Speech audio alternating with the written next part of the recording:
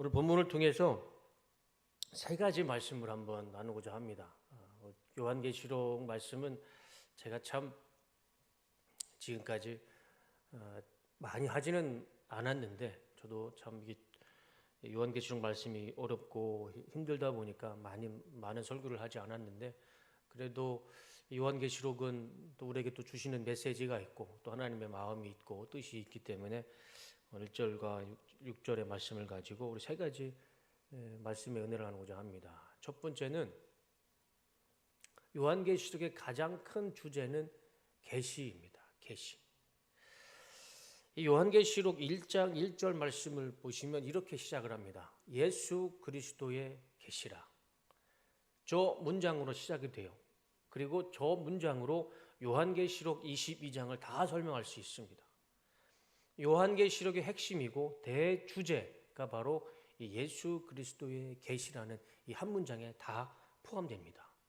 그리고 요한계시록 22장을 한 문장으로 요약해라 그러면 이겁니다. 예수 그리스도의 계시라. 그리고 요한계시록을 한 단어로 요약해라 그러면 계시라는 단어로 요약할 수가 있습니다. 요한계시록 이꼴 계시이고 계시 이꼴 요한계시록입니다. 그래서 이 계시라는 이 단어, 이 예수 그리스도의 계시라는 이 한 문장으로 요한계시록의 서론도 얘기할 수 있고 본론도 얘기할 수 있고 결론도 이야기할 수가 있습니다. 이 요한계시록의 가장 큰 주제는 이 계시라는 단어를 보면 원어 성경으로 보면 아포칼립시스라는 단어입니다. 이제 요한이 아마 저 단어로 썼을 겁니다. 그럼 그 뜻이 뭐냐면 폭로, 덮개를 벗김, 드러남, 계시의 의미가 있습니다. 어떤 것을 감춰진 것을 다시 드러내놓는 것, 그게 계시, 아포칼립시스의 본래의 의미입니다. 한자로 보면 우리가 쓰는 계시가 한자잖아요. 한자의 뜻은 이렇습니다. 계시, 열 개자에 보일시, 역시 어떤 걸 열어서 보여주는 것, 그게 바로 계시입니다. 저 밑에 뜻은 사전적인 의미가 이렇게 되어 있더라고요. 사람이 지혜로는 알 수 없는 진리를 신이 깨우쳐 알게 함. 이게 바로 계시입니다. 그러니까 우리는 사람의 힘으로는 알 수 없지만 하나님이 신적인 영역에서 하나님께서 신이 알게 해주시는 것, 보여주시는 것, 그게 바로 계시인 거죠. 그리고 이 계시라는 단어는 이 요한계시록에 참 많이 나올 것 같은데 그렇지도 않아요. 이 요한계시록에 계시라는 단어가 몇 번 나올까요? 제가 이거 맞히는 분은 제가 선물을 드리겠습니다. 몇 번 나올 거예요. 요한계시록에 보면 책의 이름도 계시라는 단어가 들어가는데 우리 요한계시록 22장이라는 어마어마한 이 분량 가운데 요한계시록에 계시라는 단어, 이 아포칼립시스가 몇 번 나올까요? 안타깝습니다. 선물을 제가 준비했는데 제가 갖겠습니다. 한 번 나와요. 한 번. 참 이상하죠? 요한계시록인데 계시라는 단어는요, 지금 우리가 읽었던 첫 번째 1장 1절 예수 그리스도의 계시라고 끝나요. 그 뒤로는 더 이상 계시라는 단어가 쓰지를 않아요. 하나님이 계시니라, 그 계시니라는 나오는데 이 단어로는 계시라는 단어는 나오지가 않습니다. 요한계시록인데 이 계시라는 단어가 딱 한 번 나타납니다. 요한계시록은 시작부터 그 목적과 이유가 분명한 책입니다. 예수 그리스도의 계시를 말씀해 주는 책, 그것을 우리에게 알려주시는 책이 이 요한계시록입니다. 예수님의 비밀, 예수님의 계시. 그래서 신학자 빈센트는 이렇게 얘기를 합니다. 계시록은 신적 비밀이 드러난 책이다. 아주 정확하게 비유를 한 것 같습니다. 예수님의 비밀, 신적인 비밀이 드러난 책이 바로 이 요한계시록이죠. 이 예수님의 비밀, 이 계시의 내용이 있다 보니까 참 좀 안 좋은 부분도 있습니다. 이게 계시고 비밀이다 보니까 누구나 다 이렇게 막 그 계시와 비밀을 자기 마음대로 풀이가 가능해요. 답이 없으니까. 그래서 이 요한계시록을 누가 많이 악용을 했습니까? 사이비들이 참 많이 해요. 사이비들, 이단들이요, 이 요한계시록을 얼마나 장난을 쳤는지 몰라요. 지금도 이 사이비들은 이 요한계시록을 가지고 자기 마음대로 자기 뜻대로 해석을 해버립니다. 근데 그게 답이 없으니까 이게 비밀이고 계시다 보니까 자기가 풀이하는 대로 마음대로 할 수가 있어요. 그러다 보니까 우리 대한민국의 대표적인 이단 통일교부터 해서 신천지, JMS 다 이 요한계시록의 해석을 보면 다 엉터리예요. 다 엉터리입니다. 이 요한계시록, 이 하나님의 비밀과 계시로 자기들이 자칭 자기가 계시하는 자이고 자기가 하나님의 비밀을 얘기하는 자라고 해버리니까 그 시작부터가 이제 틀린 것이죠. 그래서 우리가 어떤 모임을 하거나 성경 공부를 하거나 어떤 교회에 갔을 때 어떤 개인적인 친분이 있는 분이라도 우리 교회 가서 한번 예배 한번 드려보자, 성경 공부 한번 드려보자. 뭐 성경 공부를 할 수는 있는데 그 내용 중에 우리 우리 교회 목사님이 몰랐던 하늘의 비밀을 말씀하시고 하늘의 계시를 말씀하시고 완벽하게 요한계시록을 풀이해 주신다. 그런 말을 하면 일단 그냥 뒤도 돌아보지 마시고 나오시길 바랍니다. 그냥 그 교회에 밟았던 먼지를 탈탈 털고 예수님 말씀처럼 그냥 뒤도 돌아보지 않고 나오시는 게 좋아요. 그리고 그렇게 얘기하는 사람, 우리 교회 목사님은 요한계시록을 완벽하게 해석해 주시고 우리 교회 목사님은 이 요한계시록의 그 모든 비밀을 말씀해 주시는 분이다. 그러면 인간적으로는 그냥 친분을 가시되 신앙으로는 완전히 절교하시기 바랍니다. 그게 바로 이단이고 사입이에요. 그게. 이 요한계시록은요, 사람이 완벽하게 해석할 수 없는 책입니다. 하나님의 비밀, 예수님의 비밀과 계시는 하나님만이 알 수 있고 예수님만이 알 수 있는 거예요. 이게 사람의 언어, 사람의 지식, 사람의 경험으로 해석할 수가 없는 게 이 요한계시록입니다. 그거를 자기가 하겠다고 하니까 사이비가 되는 거예요. 이단이 되는 것이고. 우리 예수님은 이 예수님의 계시와 비밀을 우리에게 충분히 주셨어요. 요한계시록을 통해서요, 아주 충분히 우리가 더 이상 해석할 필요 없이 충분히 주셨어요. 우리는 이 요한계시록을 읽으면서 이해하는 것만 우리가 믿어도 충분합니다. 그러면 예수 그리스도의 계시라고 했을 때 이 계시를 우리가 어떤 의미로 받아들여야 되는가? 저는 4가지로 한번 정리해 봤습니다. 1장 1절 예수 그리스도의 계시라 했을 때 이 계시의 궁극적인 목적은 모든 인간을 하나님께 인도하는 것입니다. 저거 외에는 하나님께서 우리에게 계시의 목적으로 주신 적이 없어요. 계시의 목적은 우리 모든 인간들을 하나님께로 인도할 때 그때 필요한 것이 계시입니다. 저기에 인간의 해설 필요가 없어요.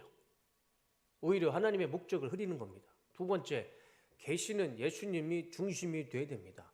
이 계시라는 말 자체가 오늘 읽었던 말씀처럼 예수 그리스도의 계시입니다. 계시의 중심은 항상 예수님이 계셔야 돼요. 예수님이 빠진 계시는 있을 수가 없습니다. 그 사이비와 이단들은 저 예수님의 이름에 누가 가 있습니까? 자기가 들어가 있는 거예요. 그러니까 당연히 이단이 되고 사이비가 되는 거죠. 그리고 3번째, 최고의 계시는 예수님의 성탄, 즉 성육신으로 오신 것입니다. 예수님을 보여주시는 것, 그게 성탄과 성육신 말고 더 확신인 게 뭐가 있겠습니까? 하나님이 하나님의 모습을 보여주셨어요. 계시해 주셨어요. 그것만큼 확실한 것이 없죠.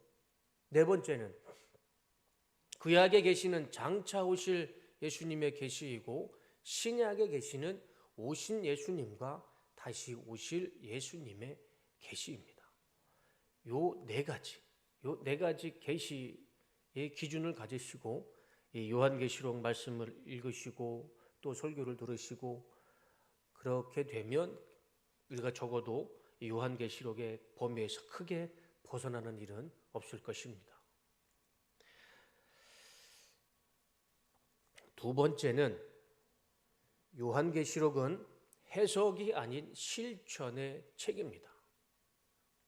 3절 말씀을 한번 볼까요? 다 같이 한번 읽어보겠습니다. 자, 시작.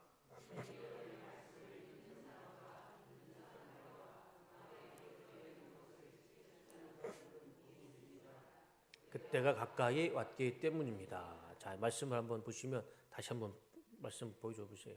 이 예언의 말씀을 읽는 사람과 듣는 사람과 그 안에 기록되어 있는 것을 지키는 사람은 복이 있습니다. 이 말씀을 읽고 듣고 지키고 실천하는 사람은 복이 있다라고 말씀해 주십니다.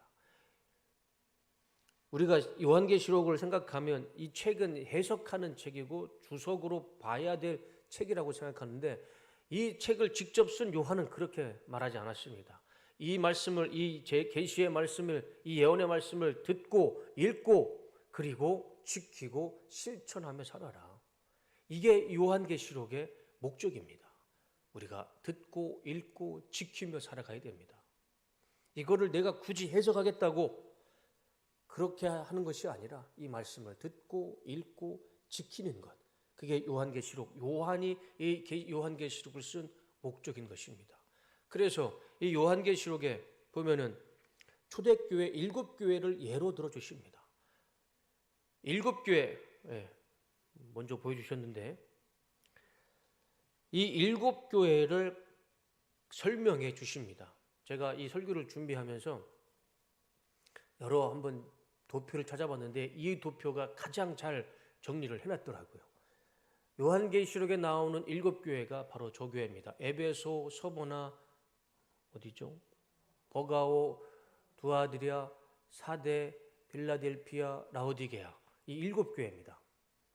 이 7교회를 언급하면서 이 교회 성도님들을 축복하기도 하고 칭찬하기도 하지만 그 교회 성도들을 하나님께서 되게 혼내키십니다.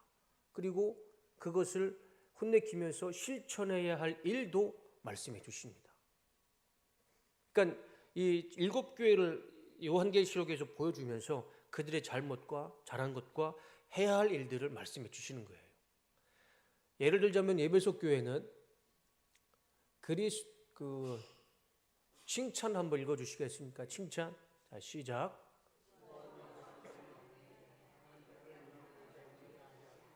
이 에베소 교회는 수고하고 인내해서 악한 자들을 용납하지 않았어요. 교회 안에서 칭찬해 줬어요. 그런데 또 혼날 일이 있었죠. 옆에 너는 처음 사랑이 식었다. 처음 사랑이 식었어요.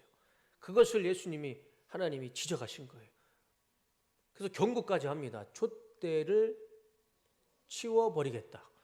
하나님의 영광을 너네 교회에서 치워버리겠다. 그런데 너희들이 첫 사랑을 회복하고 하나님 앞에 첫사랑을 회복했을 때 그것을 실천하며 살았을 때 하나님이 또 약속해 주십니다. 약속을 한번 읽어볼까요? 시작.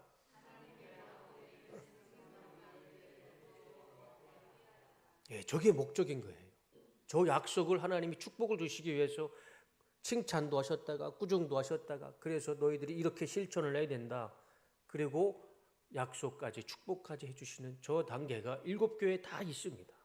그것을 이 7교회를 통해서 이 요한계시록이 보여주고 있는 것이죠. 그래서 우리가 요한계시록을 볼 때 이제 내려주셔도 돼요. 요한계시록을 볼 때 해석하는 책이 아니고 우리는 이 말씀을 듣고 또 읽고 지키고 실천하는 책입니다. 우리 요한계시록이라는 우리가 기준을 좀 우리가 이 시간에 좀 바꿨으면 좋겠습니다. 그래서 이 7교회 초대교회 7교회잖아요. 그래서 제가 한번 우리 내년 지역이 4구역이잖아요. 그래서 이 지역을 우리 초대교회 이름으로 좀 바꿨으면 합니다. 성도님들이 동의와 제청을 해주시면 제가 바꾸도록 하겠습니다. 동서남북이잖아요. 동부 지역, 서부 지역 말고 이제 그런 의미가 없잖아요. 동부 지역에 계시는 분이 그 지역이 아니잖아요. 그죠? 이 동서남북이 지역의 개념이 없으니까 우리 교회도 초대교회의 지역으로 한번 제가 이름을 바꿔보도록 하겠습니다.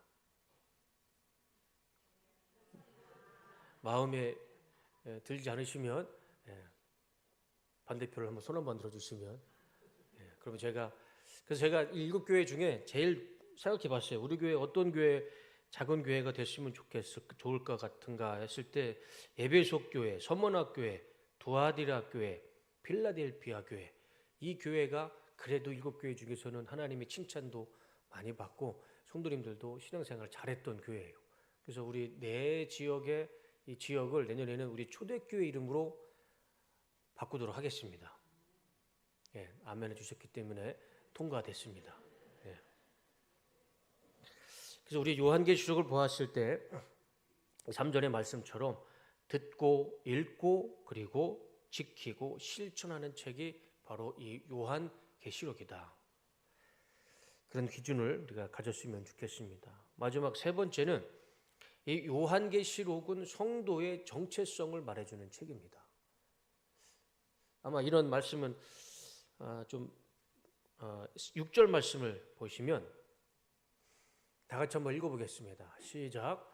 그의 아버지 하나님을 위하여 우리를 나라와 제사장으로 삼으신 그에게 영광과 능력이 세세토록 있기를 원하노라. 자, 한번 말씀 더 보세요. 다시 말씀 더 보세요. 그의 아버지 하나님을 위하여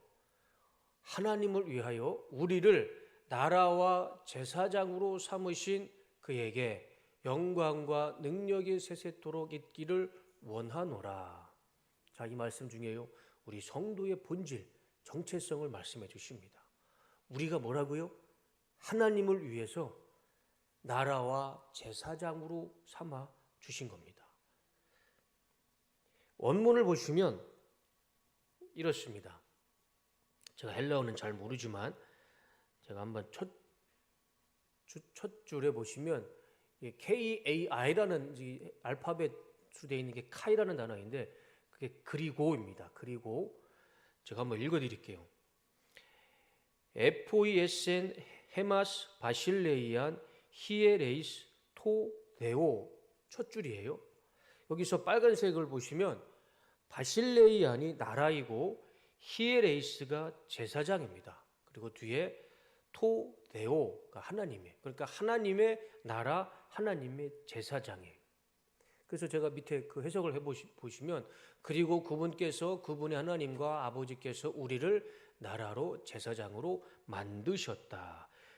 이 카이 FOESN이 만들다입니다. 만들다. 그러니까 하나님이 우리를 나라와 제사장으로 만드신 거예요. 아예 처음부터 창조하시기를 우리를 하나님의 나라와 하나님의 제사장으로 만드신 겁니다. 두 번째 줄을 보시면 카이 그리고 파트리 아우토헤 독사입니다. 빨간색이 파트리가 아버지고 독사가 영광입니다. 그래서 그리고 아버지께서 그분께 영광과, 세 번째 줄에 보시면 카이 그리고 토크라토스 에이스투스 아이오나스 톤 아이오논 아멘. 빨간색이 뭐냐면 크라토스가 권세입니다. 그러니까 세 번째 줄에 해석을 하면 그리고 권능이 세세토록 있을지어다. 아멘. 저도 헬라어도 잘 모르지만 제가 굳이 헬라 성경을 읽어드리고 보여드리는 이유가 뭐냐면 원문에는 정확하게 말씀하십니다. 하나님께서 우리를 하나님의 나라와 하나님의 제사장으로 만드신 거예요. 우리 개역 성경에 보면은 삼았다라고 말씀하셨는데 삼았다라는 단어 가지고는 이 원문의 뜻을 정확하게 이해할 수가 없어요. 만드신 게 맞아요. 하나님은요, 저와 우리 성도님들, 하나님은 하나님의 나라로 하나님의 제사장으로 만드신 겁니다. 창조하신 거예요. 그것이 우리 성도로서 그리스도인의 정체성이고 본질입니다. 우리의 정체성과 본질은 하나님의 나라, 하나님의 제사장입니다. 우리가 주목해야 할 단어가 다음 PPT는 보여줘 보세요. 4가지 단어입니다. 첫 번째가 에포이센, 만들다. 그리고 바실레이안, 나라. 그리고 히에레스, 제사장들. 그리고 데오, 하나님. 그래서 이 4가지 단어를 그냥 한 문장으로 해석을 하면 이렇게 된 겁니다. 하나님, 다 계속 보여줘 보세요. 하나님과 아버지께서 우리를 나라로 제사장으로 만드셨다. 이렇게 직역하고 해석하면 이렇게 해석할 수가 있습니다. 하나님께서 우리를 만드시고 창조하신 본질적인 목적을 말씀해 주시죠. 하나님은 우리를 처음부터 하나님의 나라로 만드셨고 하나님의 제사장으로 만드신 것입니다. 하나님의 나라, 이 바실레이아, 이 바실레의 단어가 뜻이 뭐냐면 나라, 왕국, 통치, 다스림의 의미가 있어요. 우리 안에는요 하나님의 나라가 있습니다. 우리 성도님 삶 가운데는 하나님의 나라가 임하신 겁니다. 그리고 이 하나님께서 우리를 하나님의 나라로 만드셨다는 것은 우리가 하나님의 나라에서, 하나님의 왕국에서 하나님의 통치를 받고 있다는 의미가 되지만, 또 우리 안에서도 하나님의 나라와 하나님의 권세와 통치가 임하고 있다는 것이죠. 저와 성도님들 삶 가운데는요 하나님의 나라가 임하신 것입니다. 그리고 예수님과 더불어 하나님의 통치에 참여하며 살아가는 하나님 나라에서 왕 노릇하는 자들입니다. 우리는 하나님의 나라에서요 하나님의 나라에 살고 있고, 하나님 나라에 우리 삶 가운데 있으면서 하나님 나라에서 왕 노릇하는 사람들, 그것이 바로 우리 성도들의 정체성이고 본질이라는 것입니다. 그리고 하이레스라는 단어는 제사장인데 우리는 왕 같은 제사장들입니다. 제사장으로서 하나님과 세상을 연결하는 역할, 사람과 하나님을 연결해 주는 역할, 그것이 바로 제사장의 역할이고 우리가 세상 가운데 또 사람들 가운데 해야 할 역할입니다. 우리는 하나님의 제사장들입니다. 이 개념을요 이 요한이 얘기한 것뿐만 아니라 베드로도 똑같이 얘기를 합니다. 베드로전서 2장 9절 다 같이 한번 읽어보겠습니다. 시작.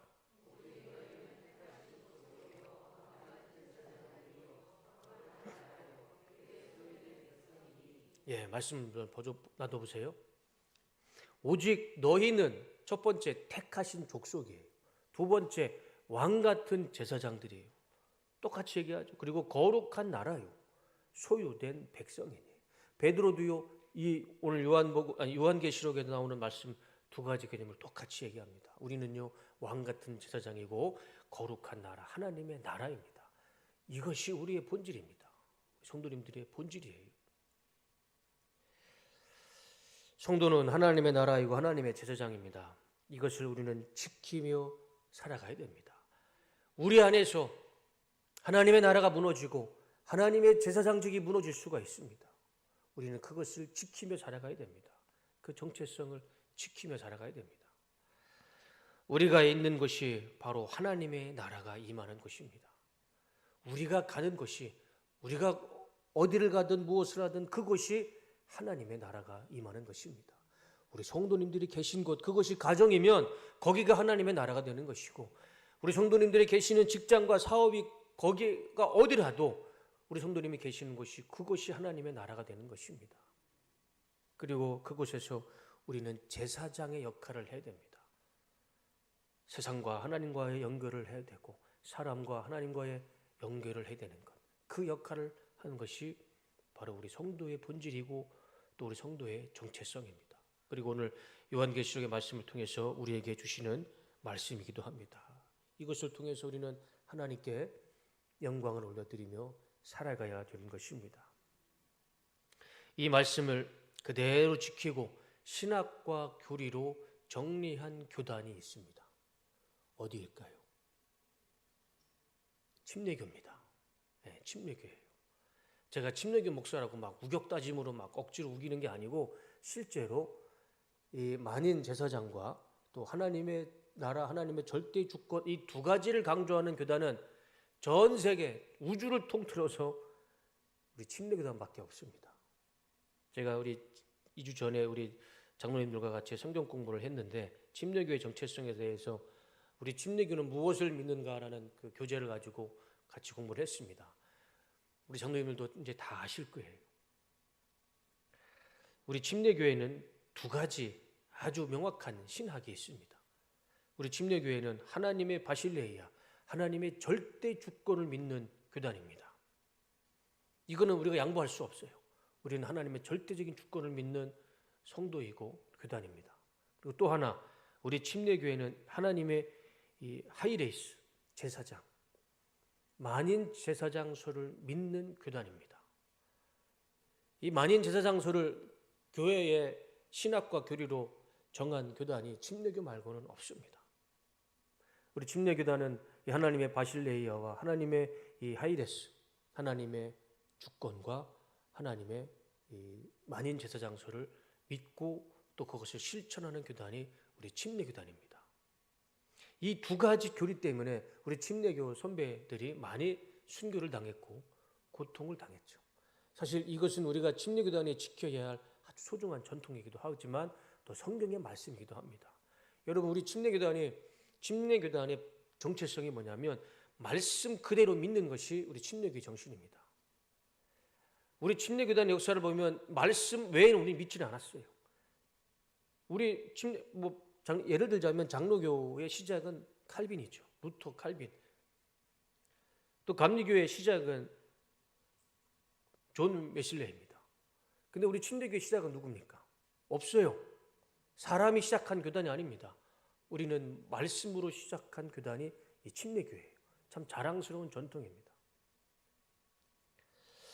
그리고 또 침례교회는 이 천주교회처럼 이 교황 중심이나 담임 목사 중심이 아니죠.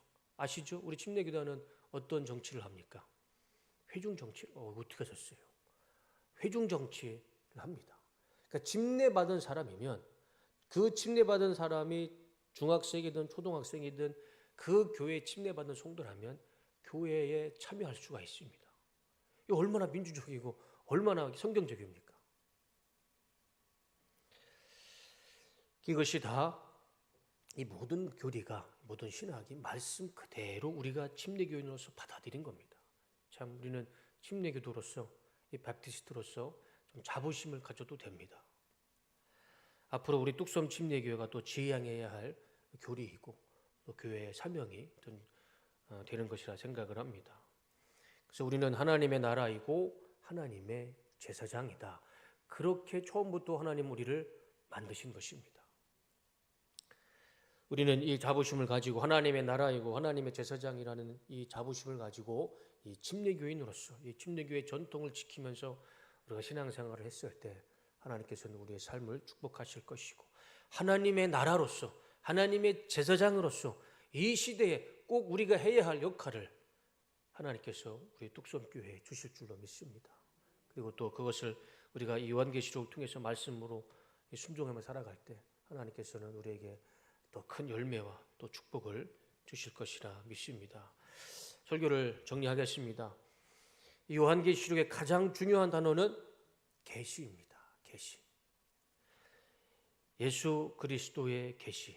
그리고 요한계시록을 봤을 때 이 요한계시록은 해석하는 책이 아닙니다. 요한계시록은요, 읽고 듣고 지키는 책입니다. 실천하는 책이에요. 그리고 요한계시록은 성도의 정체성을 말씀해 주십니다. 우리는 처음부터 하나님의 나라로 하나님의 제사장으로 우리를 만들어 주셨습니다. 그리고 그 역할을 우리에게 7교회를 통해서 우리에게 요구해 주십니다. 우리는 이 요한계시록을 통해서 우리가 지켜야 할 하나님의 말씀을 지켜야 됩니다. 제가 오늘 요한계시록 1장 1절과 6절의 말씀을 이렇게 설교를 하는 것은 앞으로 제가 수요예배를 인도하는 그 시간에는 이 요한계시록의 말씀을 이제 한 절씩 찬찬히 보도록 하겠습니다. 그래서 왜 이 요한계시록이 우리에게 실천해주고 지켜야 할 책인지 저와 우리 성도님과 같이 이 요한계시록의 말씀의 은혜를 함께 나누는 시간을 갖도록 하겠습니다. 기도해 주시면 감사하겠습니다. 제가 자칫 잘못해서 요한계시록을 잘못 해석해서 또 사이비들처럼 또 이상하게 또 해석할 수도 있으니까 기도해 주시면서 이 요한계시록의 은혜를 함께 나누면 좋을 것 같습니다.